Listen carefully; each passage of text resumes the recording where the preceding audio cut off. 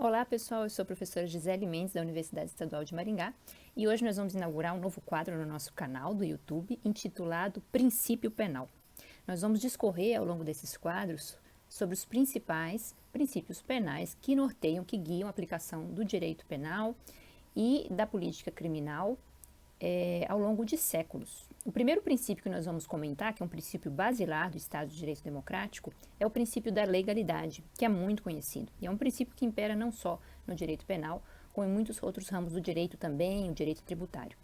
Nós temos ali o princípio da estrita legalidade penal. Onde é que ele se encontra situado? No artigo 1º do Código Penal Brasileiro, da parte geral. É uma garantia fundamental do cidadão. Está também no artigo 5º, inciso 39 da nossa Constituição Federal, entre os direitos fundamentais da pessoa humana. E o que significa o princípio da legalidade penal? É que não existe crime, é que não existe pena sem uma lei prévia, sem uma prévia determinação legal. Então, não há crime e também não há contravenção, que são infrações penais menores, não há pena e também não há medida de segurança, que são uma outra modalidade de sanção penal, sem uma prévia lei penal. Bom, disso nós podemos discorrer bastante, porque é um princípio basilar que se encontra esculpido no nosso direito penal desde o Iluminismo, desde a Revolução Francesa.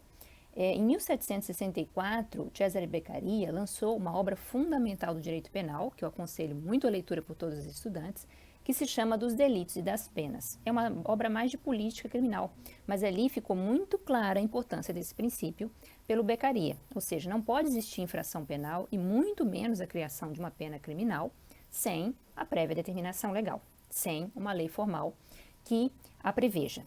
Bom, isso significa que não é possível criar-se delitos assim do dia para a noite com base no arbítrio, no mero arbítrio, seja do Poder Executivo, do Poder Judiciário. Somente a lei formal, a lei estrita, é que pode criar um novo crime e com ele estabelecer as suas sanções, as suas penas. Então, a primeira função desse princípio penal fundamental, que é o princípio da legalidade penal, é justamente essa função de garantia de legitimidade democrática. Através dessa função, se veda o acesso do Poder Judiciário e do Poder Executivo à normatividade penal. Somente o Poder Legislativo, e mais, somente o Poder Legislativo Federal, é que pode legislar em matéria penal. Então, nesse caso, só se podem criar crimes e contravenções ou estabelecer penas e medidas de segurança, combinar essas sanções às infrações penais através de uma lei formal. É importante a gente dizer que essa lei formal, essa lei do Poder Legislativo Federal, ela é fonte primária do direito penal quando se trata de normas penais incriminadoras, pessoal. Ou seja, normas que vão criar novos crimes, infrações, né? Tem as contravenções também, que, como eu disse, são infrações penais menores, e designar as respectivas penas para estes delitos. Então, as normas incriminadoras, elas vão criar esses novos crimes ou, de qualquer maneira, piorar ou agravar a situação do réu, criando causas de aumento de pena e agravantes penais. Para isso, somente o Poder Legislativo Federal. Mas, quando se trata de normas penais não incriminadoras, normas penais benéficas, aí eu posso permitir o acesso de outras fontes penais para descriminalizar, ok? Então, nós temos que a lei formal é garantia para incriminação ou para, de qualquer maneira, piorar a situação penal do réu. Mas quando se trata de beneficiar a situação do réu, por exemplo, uma diminuição de pena, a revogação de um delito, nós podemos admitir outras fontes penais também. Quais são elas? O próprio costume, o deixar de aplicar-se uma norma, como aconteceu com o crime de adultério, que estava no artigo 240 do Código Penal, que foi revogado em 2005, mas há muito tempo não tinha aplicação na sociedade, não tinha mais cabida, não tinha mais receptividade. A própria jurisprudência, que deixa de aplicar, que de fato descriminaliza alguns comportamentos, não é mesmo? E assim por diante outras normas também. A analogia. A analogia ela é uma fonte do direito penal, mas não quando se trata de normas incriminadoras. Porque fazer analogia, ou seja, admitir situações parecidas dentro da lei penal, é ampliar a incriminação e ela é totalmente vedada quando se trata de normas penais incriminadoras. Como exemplo, a gente tem o crime de bigamia, no artigo 235 do Código Penal, que implica justamente alguém casar-se já sendo casado. Então, contrair casamento a alguém que já é casado. Isso é bigamia. Casamento e sendo alguém casado.